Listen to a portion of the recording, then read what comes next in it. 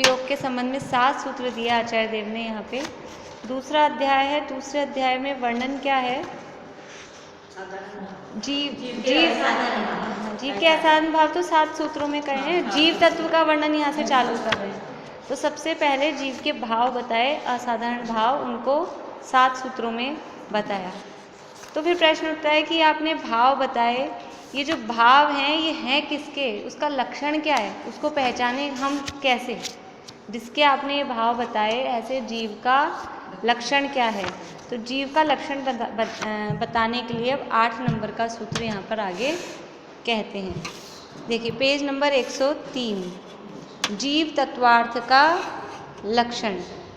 भाई जो अभी हमने भाव पढ़े, तो कर्म का उपशम हो रहा है तो औपशमिक भाव, कर्म का क्षय हो रहा है तो क्षयिक भाव, कर्म का क्षय उपशम हो रहा है तो क्षय उपशमिक भाव, कर्म का उदय हो रहा है तो ये कर्म के साथ बता रहे हो। बिना कर्म के भी जीव का कोई स्वरूप है कि नहीं है कि कर्म के साथ ही है जीव?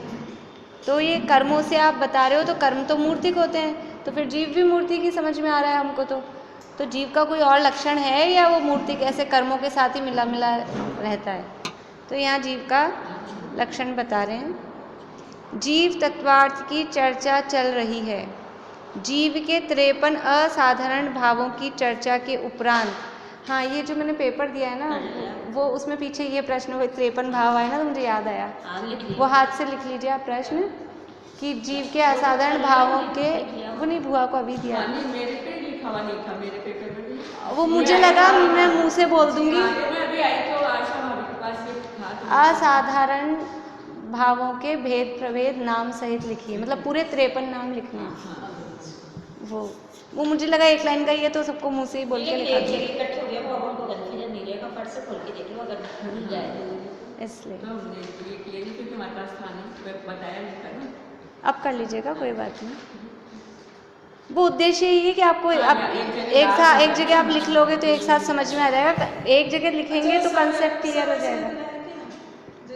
औपशमिक भाव के भेद, हाँ, फिर क्षयिक भाव के नाम, सबके नाम चार्ट बना दो, सीधे लिख, जैसे आपको लिखना हो वैसे लिख। जीव के 53 असाधारण भावों की चर्चा के उपरांत अब आत्म तत्व की पहचान के लिए जीव तत्वार्थ के लक्षण पर विचार करते हैं कि जीव का लक्षण क्या है।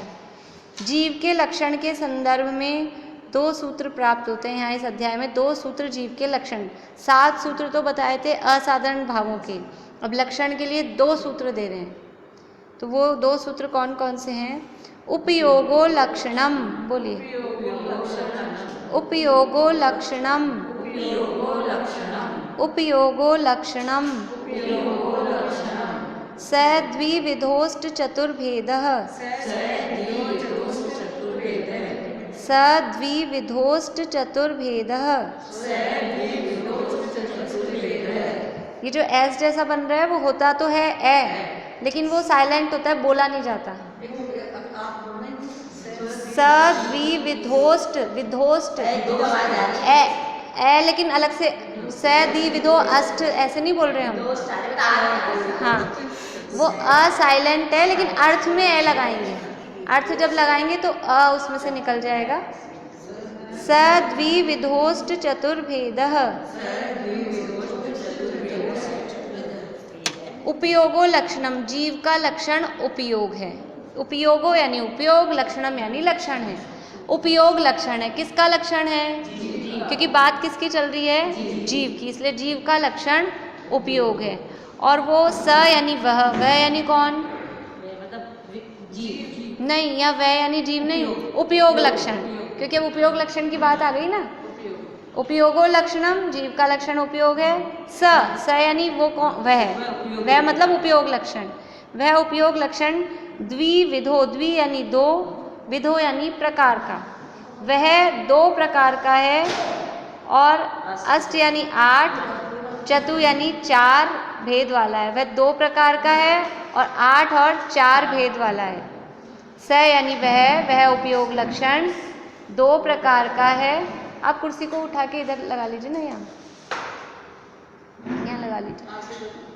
वह उपयोग लक्षण 2 प्रकार का है पहले तो, और फिर 2 प्रकार में से 8 और 4 भेद वाला है। ऐसा इसी टाइप का सूत्र हमने पहले अध्याय में पढ़ा था, इसी तरह से अर्थ उसमें लग रहा था। कैसे, कौन सा सूत्र ध्यान है? श्रुतम मति पूर्वम द्वै अनेक द्वादश भेदम। श्रुत मति पूर्व होता है वो तो ठीक है, फिर 2, उसके 2 भेद हैं, फिर अनेक भेद हैं और 12 भेद हैं। तो 2 भेद हैं, कौन कौन से 2 भेद हैं शुद्ध ज्ञान के? 2 भेद, अंग बाह्य और अंग प्रविष्ट, ये शुद्ध ज्ञान के 2 भेद हैं। तो वो 2 भेद वाला है, और उसमें से पहले के तो अनेक भेद हैं और दूसरे के 12। द्विविधो नहीं सॉरी द्वै अनेक द्वादश भेदम। तो 2 भेद तो हो गए अंग बाह्य अंग प्रविष्ट, और अंग बाह्य के अनेक भेद हैं, और द्वादश भेद किसके हैं? अंग प्रविष्ट के। सब साफ, ये तो खाली सूत्रों का अर्थ है, अंदर की कुछ डिटेल तो है ही नहीं, सूत्रों का अर्थ है। सूत्रों का अर्थ तो ये अपने पढ़ने का प्रयोजन क्या है कि एक्स्ट्रा नॉलेज तो हमको जो याद रहेगी, वो जो होगी वो तो है ही, लेकिन कम से कम तत्वार्थ सूत्र के सूत्रों का उच्चारण, और उच्चारण करते समय थोड़ा सा उनका अर्थ ख्याल में आ जाए कि सूत्र में इतना सा तो कहा है, ये तो अपने को, हाँ इतना सा तो हमें ख्याल में रहना चाहिए। और वो जब ही रहेगा कि रोज़ जितना हमने पढ़ लिया उसको रोज़ पढ़ें। और आप समझ लो, आपका अगर पूजा का नियम है, दर्शन का नियम है, तो 5 मिनट से ज़्यादा एक अध्याय पढ़ने में नहीं लगते, 5 मिनट से ज़्यादा रोज़ पढ़ेंगे तो उसका अर्थ ख्याल में। हाँ सूत्र, और जो अपनी मोटी जिनवाणी वगैरह उसमें एक साइड सूत्र लिखे हैं, एक साइड अर्थ भी लिखा है, तो उससे पढ़ लें तो कभी कभी भूल भी जाएं तो देख लें तो ख्याल में आ जाए। इतना तो हमें कम से कम रहे कि हम पढ़े हैं तो ये तो याद रह जाए, और तो भूल जाते हैं वो कोई बात नहीं है।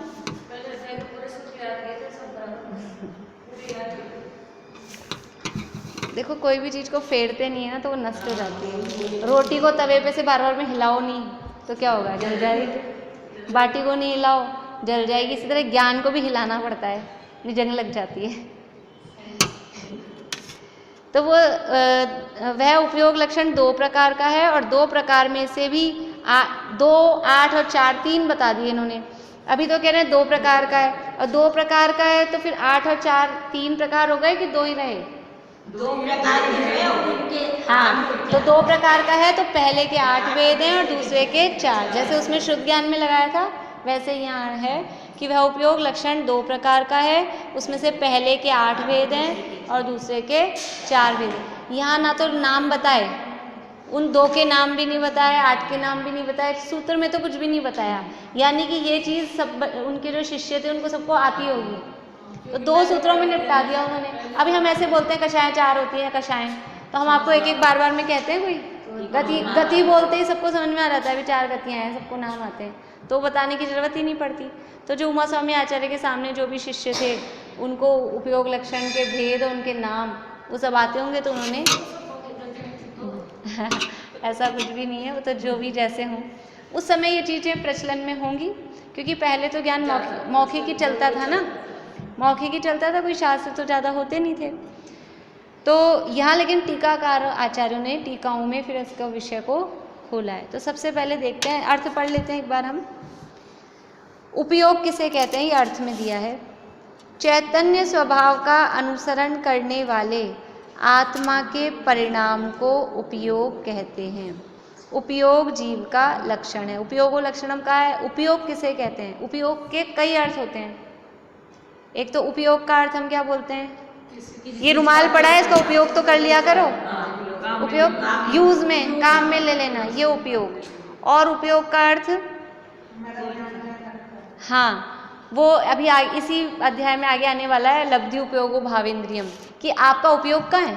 मैं तो बोल रही हूँ क्लास में तो आप बैठे, आपका उपयोग कहाँ है? वो ध्यान कहाँ है? वो उपयोग का मतलब है ध्यान। और यहाँ उपयोग जीव का लक्षण बताया है। यहाँ उपयोग का मतलब है ज्ञान दर्शन चेतना, चैतन्य स्वभाव का अनुसरण करने वाले आत्मा के परिणाम। यानी चैतन्य मतलब, चैतन्य का मतलब ही ज्ञान दर्शन है। चैतन्य बोलते ही चैतन्य कहाँ से क्या समझ में आता है? जीव। जीव मतलब वो जिसमें ज्ञान दर्शन होता है। हाँ तो चैतन्य का मतलब है ज्ञान दर्शन।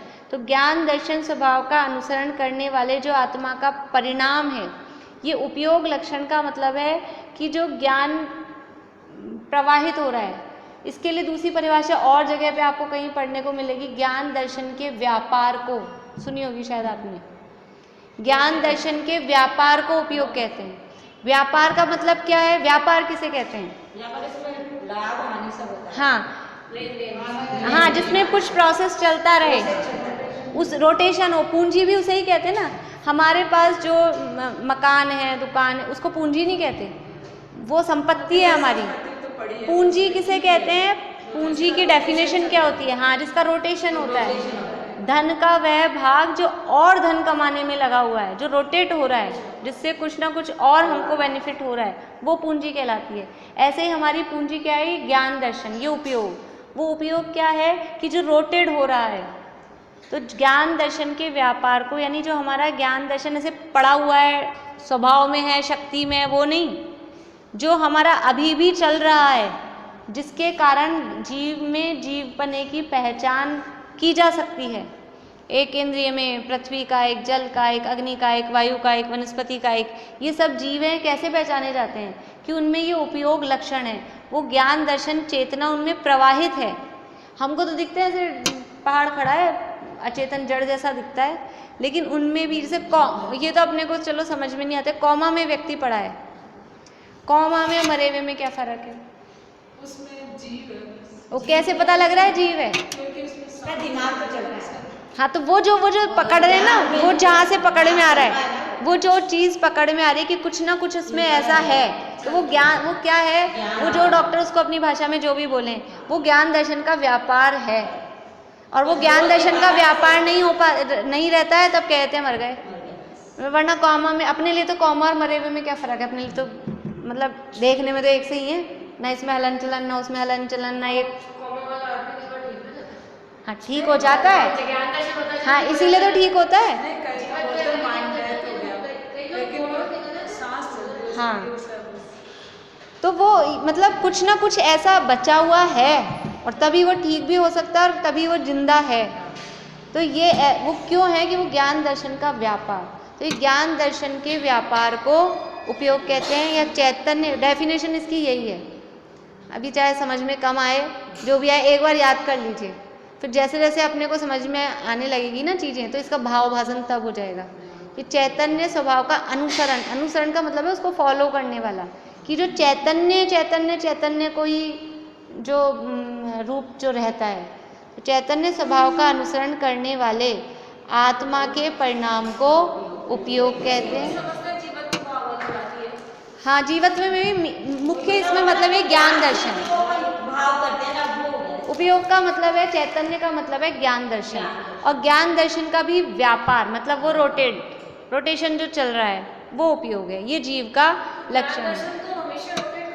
हाँ, करता ही है, तभी तो लक्षण है। भी तो अपने भाव होते हैं। लेकिन भाई कल्पना में कोई ऐसा समझे कि बस जो हमारे ज्ञान की शक्ति बड़ी है उसको अगर कह दें, केवल ज्ञान शक्ति में केवल ज्ञान हमारे सबके है, उसको जीव का लक्षण बना दें, तो यद्यपि वो शक्ति है, लेकिन वो सब में ऐसे प्रकट रूप में दिखाई नहीं देगी ना। लेकिन ये जो रोटेशन है, ये रोटेशन सब में दिखाई देगा। होता ही है, वो भी रोटेशन ही है। अभी अपन जो भेद पढ़ेंगे उसमें सारे नाम आने वाले हैं, सारे नाम आने वाले हैं, देख। तो ये उपयोग है जीव का लक्षण, ठीक है। इसमें आगे भी बता रहे हैं लक्षण किसे कहते हैं। अपन पहले अर्थ पढ़ लेते हैं। वह उपयोग दो प्रकार का है, उपयोग दो प्रकार का है, एक है ज्ञानोपयोग और एक है दर्शन। वो जो दो भेद है ना चेतना के दो भेद होते हैं, ज्ञान चेतना और एक दर्शन चेतना। यहाँ समझ लीजिए इस प्रकरण में क्या कहेंगे, न्याय शास्त्र के प्रकरण में चेतना के दो भेद हैं, ज्ञान चेतना और दर्शन चेतना। कहीं कहीं चरणानुयोग वगैरह के प्रकरण में या कर्णानुयोग के प्रकरण में तीन तरह की चेतनाओं के नाम भी आते हैं, कर्म चेतना, कर्म फल चेतना और ज्ञान चेतना, वो अलग प्रकरण में। यहाँ भी ये टॉपिक में चेतना के दो भेद, ज्ञान चेतना और दर्शन चेतना, इसलिए उपयोग के भी दो भेद, ज्ञानोपयोग और अब बाकी सारा आपको आता है। ज्ञानोपयोग के कितने भेद हैं? 8। ज्ञान के कितने भेद हैं? 5। लेकिन ज्ञानोपयोग के कितने भेद हैं? 8। क्यों? क्योंकि ज्ञान में तो हमने लिया है केवल सम्यक ज्ञान, और ज्ञानोपयोग में वो 5 ज्ञान और 3 कुज्ञान, वो सब मिला लेंगे, क्योंकि भले ही चाहे सम्यक ज्ञान हो चाहे मिथ्या ज्ञान हो, ज्ञान मात्र वो जीव का लक्षण है। हम ये भेद नहीं कर रहे कि सम्यक ज्ञानी तो जीव है और मिथ्या ज्ञानी अजीव है, हम ऐसा नहीं कर रहे। कोई सा भी हो, सम्यक हो मिथ्या हो, ज्ञान तो है ना। तो बस वो ज्ञान, जैसे कि अपने को आग बुझानी है, कहीं आग लग गई, आग बुझानी है, तो सबने कहा पानी लाओ पानी लाओ पानी लाओ, तो कौन सा वाला लाएं? दोहरे छन्ने से छना हुआ लाएं, कचरा मिला हुआ लाएं, ये अभी हमने कपड़े धोए थे वो वाला पानी लाएं, कोई सा भी पानी हो, पानी का लक्षण है। हाँ, अभी तो पानी, क्योंकि पानी का लक्षण है अग्नि को शमित कर देना, बुझाना, कोई सा भी पानी चलेगा। तो ये उपयोग जीव का लक्षण है, ज्ञानोपयोग। कोई सा भी ज्ञान हो, कुमति हो कि कुश्रुत हो कि सुमति हो कि सुश्रुत हो कि केवल ज्ञान हो कि मन भरे ज्ञान हो, इससे हमको कोई फर्क नहीं पड़ता। कोई सा भी ज्ञान है वो जीव का लक्षण है। अगर जहाँ ज्ञान है वहाँ जीव है, जहाँ जीव है वहाँ ज्ञान है। तो 8 में से कोई सा भी हो सकता है। तो ज्ञानोपयोग के 8 भेद, और दर्शनोपयोग, दर्शनोपयोग के वही जो दर्शन के भेद हैं, 4 भेद दर्शनोपयोग के, चक्षु दर्शनोपयोग, अचक्षु दर्शनोपयोग, अवधि दर्शनोपयोग, और आता है सबको। ये तो सरल हो गई बात, बहुत दिन से कठिन कठिन चल रहा था। सिर का भार कम। परिभाषाएं तो याद करनी, पहले अध्याय में भी हमने पढ़ी है, थोड़ा दोबारा से देखेंगे तो वापस से ख्याल में आ जाएगी। देखिए, 5 प्रकार के ज्ञानोपयोग में मति ज्ञान किसे कहते हैं? जो मन और इंद्रियों। हाँ बोलिए, पूरी परिभाषा बोलिए। मति ज्ञान किसे कहते हैं? जो मन और इंद्रियों के द्वारा। पहले तो ज्ञानोपयोग किसे कहते हैं और दर्शनोपयोग किसे कहते हैं ये समझ लें हम, फिर उसकी डेफिनेशन पे भेद प्रभेदों में जाएंगे। ज्ञान किसे, ज्ञानोपयोग किसे कहते हैं? मतलब हमारे आत्मा के ज्ञान से हम किसी जो दर्शनोपयोग पूर्वक होता है वो होता है ज्ञान। ज्ञान के द्वारा ज्ञान के बाद होता है दर्शन, उसके बाद ज्ञान होता है। अब अपनी परिभाषा जो हम पूछ रहे हैं उसमें वही शब्द आए तो फिर वो समझ में कैसे आएगी? ठीक है, थोड़ी देखिए इसकी परिभाषा क्या है? ज्ञानोपयोग, अवलोकन करें उसका ज्ञान। सामान्य अवलोकन को दर्शन कहते हैं। ये हमने परिभाषा पढ़ी है। वस्तु का सामान्य प्रतिभास, सामान्य अवलोकन, उसके लिए 3 शब्द शायद पुराने आपके कहीं लिखे होंगे पहले अध्याय वाले में। एक तो उसको बोलते हैं सामान्य प्रतिभास या सामान्य अवलोकन, या उसको बोलते हैं निराकार उपयोग। 3 शब्द उसके लिए मिलते हैं दर्शनोपयोग के लिए। दर्शनोपयोग इज इक्वल्स टू सामान्य अवलोकन या सामान्य प्रतिभास या निराकार उपयोग। निराकार का यहाँ आकार का मतलब शेप, मतलब आकार नहीं, यहाँ निराकार का मतलब है कि अलग अलग नहीं जानता, वस्तु की सत्ता मात्र को ग्रहण करने वाला, उसका नाम है दर्शनोपयोग। कि बस वस्तुएं हैं, जैसे कोई नीचे से कहे किसी को, बच्चे को, कि ऊपर देखो क्लास चल रही है क्या, तो वो आए और वहाँ से अलमारी के पास से ही देखे कि है, तो वो नीचे जाके बोल देगा कि है, क्लास चल रही है। अब फिर पूछे कौन, ये बैठे थे क्या, वो बैठे थे क्या, हमने केवल ये देखा है कि क्लास चल रही है। तो जो केवल सत्ता को देखता है कि है, सभी द्रव्य, छहों द्रव्य हैं, अनंत अनंत द्रव्य है, सत्ता मात्र का अवलोकन करने वाला, उसको विषय बनाने वाला, उसको जानने वाला, मतलब उसको ग्रहण करने वाला, वो कहलाता है दर्शनोपयोग। वो निराकार है, मतलब उसमें आकार का मतलब भेद, वो भेद करके नहीं जान रहा कि हंसा भाभी बैठी हैं क्या, कि सरोज आंटी बैठी हैं क्या, कि आशा आंटी बैठी हैं क्या, ऐसे वो भेद करके नहीं जान रहा, सामान्य रूप से बस बैठे हैं ऐसा। और ज्ञान का मतलब क्या है? ज्ञान का मतलब है विशेष अवलोकन या विशेष प्रतिभास, या उसको बोलेंगे साकार उपयोग, साकार प्रतिभास, मतलब कि वो भेद करके जानता है। फिर वो दोबारा आए और फिर वो देखे कि हाँ ये अंशिका भी बैठी है, हंसा भी बैठी हैं, उषा आंटी भी बैठी हैं, ऐसे एक एक को नाम लेके जाने। कोई तरह से हो गया, उसी टाइप हो गया, कुछ है वो पक्का हो गया। अवग्रह तो ज्ञानोपयोग में आ गया। हाँ, अवग्रह तो ज्ञानोपयोग में आ गया ना, वही तो वो अलग अलग जानना, भेद करके जानना, वो कहलाता है ज्ञानोपयोग। वस्तुओं को अलग अलग करके भेद करके जानना ज्ञानोपयोग कहलाता है। और वस्तुओं को सामान्य रूप से जान लिया, सत्ता मात्र को जान लिया, वो कहलाता है दर्शनोपयोग। जैसे कि अभी अपन किताब खरीदते हैं तो ऐसे यहाँ देख लेते हैं, हाँ ऐसे है, सही है, सामान्य अवलोकन करते हैं, भाई कोई पेज बीच में खाली तो नहीं है। जब बच्चों की बुक्स लाते हैं ना स्कूल से, तो ऐसे जल्दी जल्दी चेक करनी पड़ती है, वहीं की वहीं कोई ख़राबी हो तो वहीं की वहीं वापस करो। तो ऐसे जल्दी जल्दी पलट पलट के देख लेते हैं कोई कॉपी में कोई खाली तो नहीं है, कोई लाइन वाला बिना लाइन वाला तो नहीं है। तो ये क्या करते हैं हम, अब जब हम एक एक पेज पढ़ेंगे, फिर एक एक लाइन पढ़ेंगे, फिर उसका अर्थ समझेंगे, तब क्या कर रहे हैं, विशेष अवलोकन, वो विशेष अवलोकन। तो सामान्य प्रतिभास वो कहलाएगा दर्शनोपयोग, और विशेष प्रतिभास तो सामान्य कहें, निराकार कहें या सत्ता मात्र का अवलोकन कहें, वो सब एक ही अर्थ है। और विशेष कहें, साकार कहें, वो एक ज्ञानोपयोग के अर्थ में। ठीक है। अब ज्ञानोपयोग के 8 भेद, उसमें से सबसे पहला है मति ज्ञानोपयोग। यहाँ जहाँ जो हम भेदों के नाम के साथ लगाएंगे ज्ञानोपयोग ऐसा शब्द लगाएंगे। तो मति ज्ञान, हाँ अभी तक आवरण चल रहा था। चलिए, मति ज्ञान किसे कहते हैं, बोले हंसा। हाँ, मन और इंद्रियों की सहायता से होने वाले ज्ञान को, ये एक परिभाषा। और एक दूसरी जो सम्यक ज्ञान के अर्थ में या आत्माश्रित जो परिभाषा है कि पराश्रय की बुद्धि छोड़कर स्वसन्मुखता पूर्वक होने वाले निज आत्मा के ज्ञान को मति ज्ञान कहते हैं। ये अपने पहले अध्याय में परिभाषाएं दी हैं, ये दी है पेज नंबर 40 पे, ये परिभाषाएं दी हुई हैं। और अपन ने जो नोट्स लिए हैं फोटोकॉपी में, उसमें भी वो परिभाषाएं दी हुई हैं। दोनों परिभाषाएं यहाँ दी हैं। पराश्रय की बुद्धि छोड़कर दर्शनोपयोग पूर्वक स्वसन्मुखता से प्रकट होने वाले निज आत्मा के ज्ञान को मति ज्ञान कहते हैं। अभी आप याद कर लेंगे तो आपको आगे जो आगे आने वाले हैं, ये लेसन आ गया उपयोग वाला, नहीं आया ना, ये लेसन भी आने वाला है आपके, तो वो सारे आपको यही परिभाषाएं मिलने वाली हैं उसमें। ये जो 540 पेज पे जो परिभाषाएं दी है उसमें हैं। तो आपको या तो अभी पढ़ याद कर लीजिए, नहीं तब बाद में कर लीजिएगा, कोई बात नहीं, जब करनी जैसे आपका मर्जी हो, बाउंड होने वाली बात नहीं किसी भी चीज़ में। ये मति ज्ञान। श्रुत ज्ञान किसे कहते हैं, हाँ, मति ज्ञान द्वारा जाने हुए पदार्थ के संबंध में जो विशेष ज्ञान होता है उसे शुद्ध ज्ञान कहते हैं। अवधि ज्ञान किसे कहते हैं, निमित्त के बिना, हाँ, और 4 पॉइंट में अपन ने याद की थी, लिखी भी थी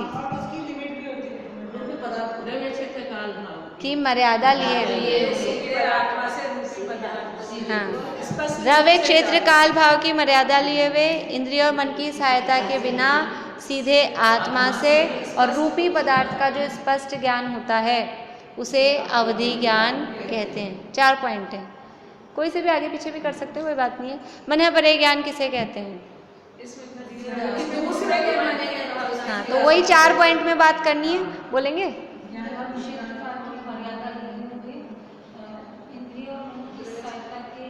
बिना समस्त दूसरे के पदार्थों को, दूसरे के मन में स्थित पदार्थों को स्पष्ट रूप से सीधे आत्मा से जानने वाले ज्ञान को मन परे ज्ञान कहते हैं। किसको होता है मन परे ज्ञान, हाँ, 6ठे 7वें गुणस्थान वर्ती जो रिद्धिधारी मन परे रिद्धिधारी मुनिराज है, उन्हीं को ही मन परे ज्ञान होता है।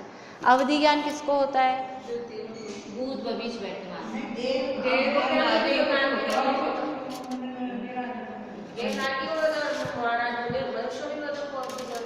हाँ, तो चारों गति के जीवों को अवधि ज्ञान, देवों और नारकियों को तो नियम से होता ही है, और मनुष्य और तिरंचों को भी होता है, हो सकता है, ये अवधि ज्ञान। और केवल ज्ञान किसे कहते हैं, भूत भविष्य वर्तमान, तीनों बस तीनों लोक कालों को जानता है, हाँ, तो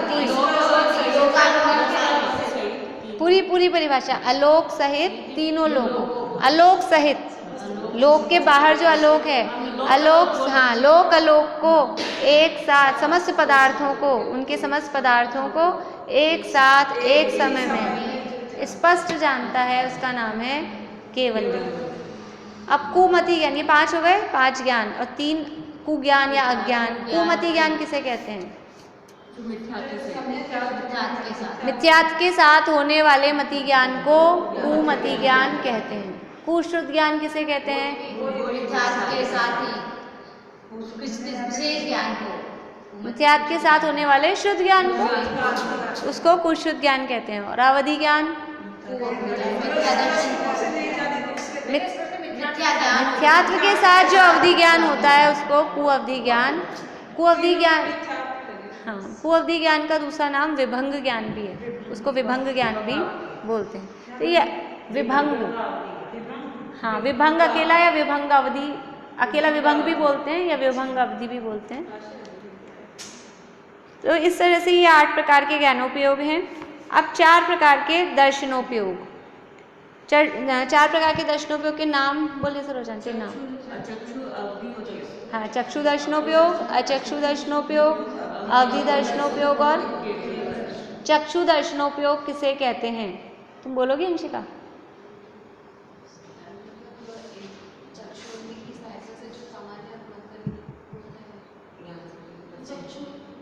बोले अशांति। हाँ, तो चक्षु दर्शन किसे कहते हैं? उसमें चक्षु दर्शन की परिभाषा बनाएंगे। नहीं,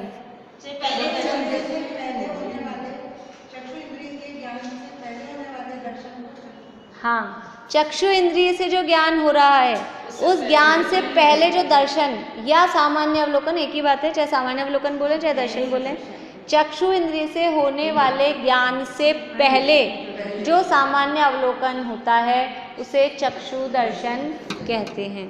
अब अचक्षु दर्शन, अब सरल परिभाषा एक बार बन गई, बोलिए अशांति। जो चक्षु से ही और बिना और इंद्रियों की सहायता के बिना केवल जो चक्षु से अचक्षु, चक्षु के अलावा अन्य इंद्रियों की सहायता से जो ज्ञान होता है, बस अन्य इंद्रियां ही,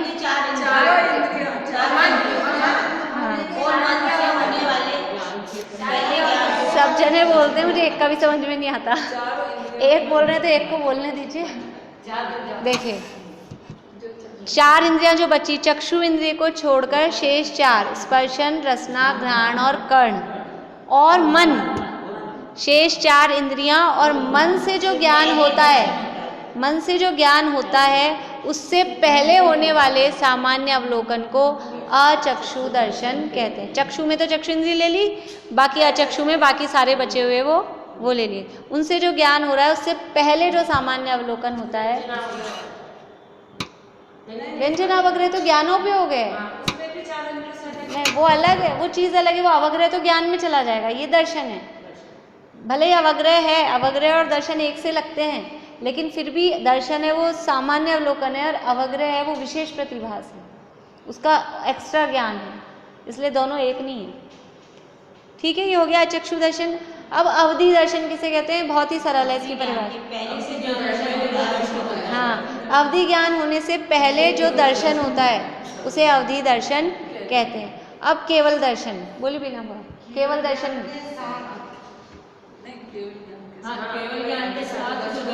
केवल ज्ञान के साथ, देखो 3 में तो आ रहा था पहले, 3 में तो आ रहा था पहले, क्योंकि 3 तो होते हैं छद्मस्त को।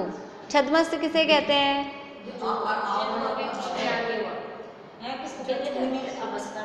जो छुपी हुई अवस्था नहीं, हाँ मतलब जो अभी अल्प ज्ञानी है, वो भी सही था, जो आवरण सहित हैं या जिनको अभी केवल ज्ञान नहीं हुआ है, या जो अभी अल्प ज्ञानी है, केवल ज्ञान नहीं हुआ मतलब अल्प ज्ञानी है, वो सब कहलाते हैं छद्मस्त। तो चक्षु अचक्षु अवधि दर्शन तो होते हैं छद्मस्तों को, अल्प ज्ञानियों को, और केवल दर्शन किसको होता है? केवल ज्ञानी भगवान को। तो केवल दर्शन में कुछ फर्क है, कुछ अलग बात है। और जो 3 दर्शन हो रहे थे वो तो ज्ञान से पहले हो रहे थे, और ये जो केवल दर्शन है ये केवल ज्ञान के साथ ही होता है। तो केवल ज्ञान के साथ होने वाले सामान्य अवलोकन को केवल दर्शन कहते हैं। देखिए सारी बातें मतलब वही हैं, पढ़ लेते हैं अपन यहाँ से। चक्षु इंद्रिय से होने वाले ज्ञानों की परिभाषा वहाँ बता दी आपको 40 नंबर पेज पे, और कुज्ञान की जो वो सूत्र है कुज्ञान वाला उसमें दी हुई है पेज, हाँ पेज नंबर,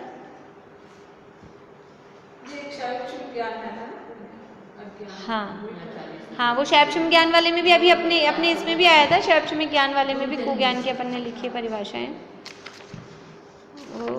मैं तो आपको बता रही हूँ, मतलब आप लोगों को पेज नंबर देखना हो तो ये सब वो पहले अध्याय में देख लीजिएगा, वो सूत्र के साथ वहाँ परिभाषा। अब ये दर्शनोपयोगियाँ बता रहे हैं। अपन ने ये दर्शन वाली परिभाषाएं भी पहले अध्याय में लिख ली हैं, वो जो अपने नोट्स हैं ना उसमें ये दर्शन वाली परिभाषाएं वहाँ लिखी हुई हैं। उसके अलावा जो अभी अपने 5 भावों वाले हैं शैक्षणिक भाव के भेदों में, वहाँ पे भी ये परिभाषाएं दी हुई हैं, तो आप लोग देख सकते हैं। अगर याद नहीं रहे, याद करनी हो तो वहाँ से देख सकते हैं। चक्षु इंद्रिय से होने वाले ज्ञान के पहले जो दर्शन होता है वह चक्षु दर्शन है। चक्षु को छोड़कर अन्य 4 इंद्रियों और मन से होने वाले ज्ञान के पहले जो दर्शन होता है वह अचक्षु दर्शन है। अवधि ज्ञान के पहले जो दर्शन होता है वह अवधि दर्शन है, और केवल ज्ञान के साथ जो दर्शन होता है वह केवल दर्शन है। ध्यान रहे, चक्षु अचक्षु और अवधि दर्शन तो ज्ञान होने के पहले होते हैं, पर केवल दर्शन केवल ज्ञान के साथ ही होता है। इसी बात को द्रव्य संग्रह में इस प्रकार व्यक्त किया गया है। ये सारी बातें अपन ने कर ली है, और वो जो ये द्रव्य संग्रह की गाथा दी है वो छोड़ दीजिए, फिर आप लोग अभी इधर आ जाइए 105 पेज पे। यहाँ जीव शब्द में सामान्य से सभी जीव आ गए, और उपयोग शब्द में बीच में 105 पेज पे बीच में मिल गया, उपयोग शब्द में सभी उपयोग आ गए। ये भी बात अभी अपन ने स्टार्टिंग में कर ली थी कि जीव का लक्षण उपयोग है, तो ऐसा भेद नहीं किया कौन से जीव का लक्षण उपयोग है, संसारी जीव का कि मुक्त जीव का, नरक गति वाले का कि तिरंज गति वाले का, सभी जीवों का लक्षण, चाहे संसारी हो, चाहे मुक्त हो, चाहे त्रस हो, चाहे स्थावर हो, चाहे नारकी हो, चाहे देव हो, चाहे एकेंद्रिय हो, चाहे पंचेंद्रिय हो, सभी जीवों का लक्षण उपयोग है। और कौन सा उपयोग, आपने 12 भेद बता दिए, 8 इसके और 4 इसके, टोटल उपयोग के भेद कितने हो गए 12। तो कौन सा वाला उपयोग जीव का लक्षण है, केवल ज्ञान है कि मति ज्ञान है, कुमति है कि चक्षु दर्शन है, कौन सा उपयोग जीव का लक्षण है, कि कोई सा भी हो, कोई सा भी जीव हो और कोई सा भी उपयोग हो। सामान्य रूप से हमने कथन किया है कि अगर वो जीव है तो इन 12 में से कोई ना कोई उसके पाया ही जाएगा, कोई सा भी वो जीव हो, तो यहाँ सामान्य कथन उसमें किया गया है। जीव होने के लिए यह जरूरी नहीं है कि उसे 8 ज्ञानों में कौन सा ज्ञान हो और 4 दर्शनों में कौन सा दर्शन हो। यह बताने के लिए ही यह कहा है कि सामान्य ज्ञान और सामान्य दर्शन वो जीव का लक्षण है। अब यहाँ बात आती है लक्षण किसे कहते हैं, आप लोग बताइए लक्षण किसे कहते हैं, अपन लक्षण से क्या समझते हैं? जो पदार्थ के सब भागों में पाया जाए, तो जो पदार्थ के सब भागों में पाया जाए वो तो गुण है, सब भागों में पाया जाए। देखिए गुण में और लक्षण में फर्क है। तो जो स्पेशल उन्हीं में पाया जाए, दूसरों में नहीं पाया जाए, जिससे जो फूड एक व्यक्ति में पाया जाता है दूसरे में दूसरा पाया जाता है। हाँ ये अलग अलग, हाँ, जिससे हम दूसरों से उसको अलग कर सकें। गुण तो हो सकता है जो द्रव्य के संपूर्ण भागों और संपूर्ण प्रदेशों में। देखिए एक है अमूर्तिक गुण, जीव का एक अमूर्तिक गुण है। जीव अमूर्तिक है, अमूर्तिक किसे कहते हैं? अमूर्तिक किसे कहते हैं? जो दिखाई, गलत। अमूर्तिक किसे कहते हैं? अमूर्तिक किसे कहते हैं? ये तो छेड़ाला में पढ़ा अपन ने। हाँ, जो दिखाई ना दे तो खाली वर्ण आया, केवल एक ही चीज है जिसमें स्पर्श रस गंध वर्ण नहीं पाया जाए उसका नाम है अमूर्तिक। जिसमें स्पर्श रस गंध वर्ण, अगर जो दिखाई नहीं दे तो हवा भी अमूर्तिक है। फिर तो हवा भी दिखाई कहाँ देती है? दिखाई देती है हवा। कर्म भी दिखाई नहीं देते तो कर्म भी अमूर्तिक हो जाएंगे। इसलिए ये आपका लक्षण गलत है, ये अमूर्तिक का लक्षण आपका गलत हो गया। ये लक्षण का मतलब है, हाँ ये अभी अपन लक्षण तो समझ रहे हैं और लक्षण का लक्षण गलत हो गया। हाँ, हवा में स्पर्श है। अब अपन ने ये वाली परिभाषा बना दे, ये लक्षण बना दे जो आंखों से दिखाई नहीं दे, तो आंखों से तो पता नहीं क्या क्या नहीं दिखाई देता है। अपनी आंखों में है कितनी सी ताकत, आंखों से सुमेरु पर्वत दिखाई नहीं दे रहा अपने को, हिमालय ही नहीं दिखता। दिखता है क्या? आंखों से तो इसका बाहर का नहीं दिखता तो फिर इसलिए वो सारे अमूर्तिक हो गए क्या? ये परिभाषा सही नहीं। जिसमें स्पर्श रस गंध वर्ण पाया जाए वो मूर्तिक है, और जिसमें स्पर्श रस गंध वर्ण नहीं पाया जाए वो अमूर्तिक है। ठीक है, तो अब जीव का लक्षण, जीव में अमूर्तिक गुण है या नहीं है? जीव अमूर्तिक है या नहीं है? जीव में स्पर्श रस गंध वर्ण है? जीव में स्पर्श रस, कौन सा वर्ण, कौन से कलर का है जीव? वर्ण है ना, जीव की खुशबू कैसी आती है? गुलाब के फूल जैसी कि चंदन की जैसी? जीव में स्पर्श रस गंध वर्ण नहीं पाया जाता है, तो जीव कैसा है? अमूर्तिक है। तो जीव अमूर्तिक है, तो फिर जीव का लक्षण अमूर्तिको लक्षणम लिखना चाहिए था, उपयोगो लक्षणम क्यों लिखा? क्योंकि अमूर्ति तो बहुत और भी चीजें। हाँ, क्योंकि अगर अमूर्तिक, जीव का गुण तो है अमूर्तिक होना, लेकिन अमूर्तिक तो धर्म द्रव्य भी है, अधर्म द्रव्य भी है, आकाश द्रव्य भी है, काल द्रव्य भी है। बाकी के 4 द्रव्य भी अमूर्तिक हैं। अगर वो अमूर्तिक लक्षण बनाएंगे तो वो सब भी जीव कहलाएंगे। जैसे कि गाय, गाय का लक्षण क्या है? पूंछ होना गाय का लक्षण है। पूंछ गाय में है, लेकिन पूंछ होना गाय का लक्षण नहीं है। सफेद होती है, सफेद, और भी जानवर सफेद होते हैं। सींग होते हैं, तो और भी जानवरों में सींग होते हैं। फिर गाय का लक्षण क्या? कि वो दूध देती है, जिसके 4 थन होते हैं पर्टिकुलर जिस टाइप के, वो गाय का लक्षण है। बकरी का लक्षण क्या? तो दूध में और भी, हाँ, दूध देना लक्षण नहीं है, वो थन वाले विशेषताओं से ही समझ में आता है गाय का। वो भी उसने बताया था, वो अभी वो रात में पर्सन था ना व्याप्ति या व्याप्ति। हाँ, वही इसी में आएंगे। वो गाय के यहाँ कुछ होता है, उससे गाय की हाँ, वजह होती क्या चीज? हाँ, गाय का पूजन वो बकरी में, वो इसलिए बकरी बता रही है। बकरी किसे कहते हैं? अभी 4 पैर होते हैं, एक पूंछ होता है, दूध देती है, तो सब भैंस भी, गाय भी, ऊंट भी सभी देते हैं, और सभी के 4 पैर होते हैं, सभी के पूंछ होती है। तो बकरी का लक्षण क्या है? जिसके गले में भी थन ये होते हैं, बकरी के यहाँ भी लटके रहते हैं, उसको भी थन ही बोलते हैं। ये गले के थन और वो दूध देने वाले थन, ऐसा। तो ये बकरी का लक्षण है। गाय का जो भी है वो, हाँ, अलग टाइप के सींग वो जो भी होते हैं। जैसे भैंस को कैसे पहचानते हैं? उसके सींगे से घूमे हुए होते हैं। जो काली होती है वो भैंस होती है, ये लक्षण। यद्यपि भैंस काली होती है, लेकिन काली तो गाय भी होती है, काला कुत्ता भी होता है, काला घोड़ा भी होता है, इसलिए कालेपन को लक्षण नहीं बना सकते। सब चीजें चेंज होती हैं। हाँ, गाय और भैंस के भी तो सब। अभी तो अपन उदाहरण समझ रहे हैं, अपन को गाय भैंस का डिस्कशन नहीं करना है। अपने को गाय भैंस का डिस्कशन नहीं करना है, ना उनके लक्षण सीखना है, अपने को तो लक्षण का लक्षण सीखना है। तो लक्षण किसे कहते हैं? जो बहुत सारी वस्तुओं में से किसी एक वस्तु को अलग करके पहचानने में हमको सहायता दे। यानी बहुत सारी मिली हुई वस्तुओं में से किसी एक वस्तु के पहचान के चिन्ह को लक्षण कहते हैं। अभी जैसे नीचे कोई आए बुलाने, अब आज तो अपने सबकी साड़ियों के कलर अलग अलग से हैं, समझ लो। कभी कभी एक ही कलर के होते हैं ना। अभी समझ लीजिए नीचे से कोई कहे कि लाल साड़ी वाले को बुला लाना, अब मान लो ये भी लाल सी है, उसमें भी थोड़ा लाल है, उनके में भी। तो अब लाल साड़ी वाली लक्षण कैसे बन जाएगा? लाल साड़ी वाले तो बहुत सारे हो गए और भी। तो वो ऐसी पहचान का चिन्ह बताएंगे कि जो उन्हीं में हो। अब आज मान लो इन्हीं की है लाल साड़ी और किसी की नहीं है, तो कह देंगे हाँ लाल साड़ी वाली को बुला ला, तो वो लाल साड़ी वाली अलग दिख जाएगी। तो इस तरह से जो अनेक मिली जुली वस्तुओं में से किसी एक वस्तु को अलग कर सके, ऐसे उस पहचान के चिन्ह को कहते हैं लक्षण। देखिए, हाँ, बीमारी के लक्षण तो अब ऐसे तो छींके आना, बुखार होना, ये कॉमन सी है, लेकिन फिर वो डेंगू में अलग की लाल लाल हो जाएगा, इस तरह का कुछ दिखाएंगे, चक्कर आएंगे, उल्टी आएगी, ये उसके कुछ विशेष लक्षण जिससे समझ में आता है कि ये, हाँ, इस तरह की चीज़ें, तो उससे पहचान में आता है कि नहीं ये वो बीमारी है। जो विवक्षित वस्तु को अन्य वस्तुओं से जुदा करे, जुदा यानी अलग करे, उसे लक्षण कहते हैं। लक्षण 2 प्रकार के होते हैं, आत्मभूत लक्षण और अनात्मभूत लक्षण। अभी ऐसे करते हैं, टाइम हो गया, इसको कल ही लेंगे, फिर अपन टाइम लग जाएगा, अभी चालू करूँगी ना, 11:15 हो गए।